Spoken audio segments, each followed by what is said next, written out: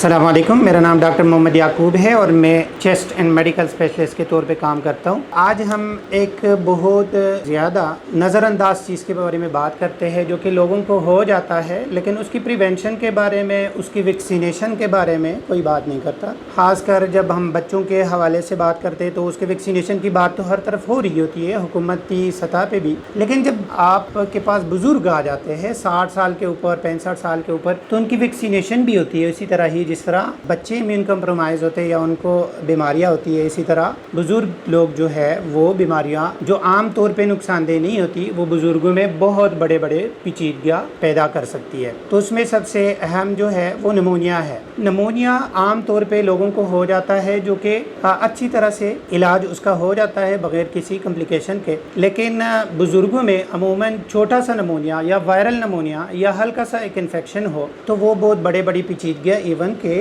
मौत तक इंसान को लेके जा सकती है। तो उसमें यह है कि जो 60 साल के लोग हैं या 60 साल से ऊपर के लोग हैं उसमें नमोनिया की प्रिवेंशन किया है। अच्छा, सबसे पहले तो ये मैं बात करूं कि उन लोगों में होता क्या है और क्यों उनमें पेचीदगी होती है। 60 साल से या उससे ऊपर के लोगों में, उनके इस उम्र के लोगों में एक तो मुदाफ़ाती निज़ाम बहुत कमज़ोर हो जाता है, वक्त के साथ साथ कमज़ोर हो जाता है, और अक्सर लोगों में बाकी बीमारियाँ शामिल हो जाती है। शुगर हो जाता है, ब्लड प्रेशर हो जाता है, गुर्दे के मसाइल शुरू हो जाते हैं। किसी लोगों में कीमोथेरापी यानी स्टेरॉइड की दवाइयाँ शुरू हो जाती हैं, इम्यूनोसप्रेसेंट शुरू हो जाती है, जोड़ों की बीमारियों के लिए दवाइयाँ शुरू हो जाती है, और इवन के कुछ लोगों में कैंसर होता है, उसके ट्रीटमेंट चल रहे होते हैं। तो इसके लिए इंतहाई ज़रूरी है कि ऐसे लोगों को जो नमोनिया होगा, क्योंकि वो आम नमोनिया तो होगा नहीं, वो बहुत सख्त वाला नमोनिया होता है जिसकी वजह से अगर पहले से इनकी बीमारी है, वैसे तो इस बीमारी की वजह से कोई नुकसान नहीं होगा, लेकिन इस नमोनिया की वजह से इनकी जान जा सकती है। तो इसके लिए स्ट्रेटेजी ये है जो कि वर्ल्ड वाइड एडॉप्टेड है और हमारे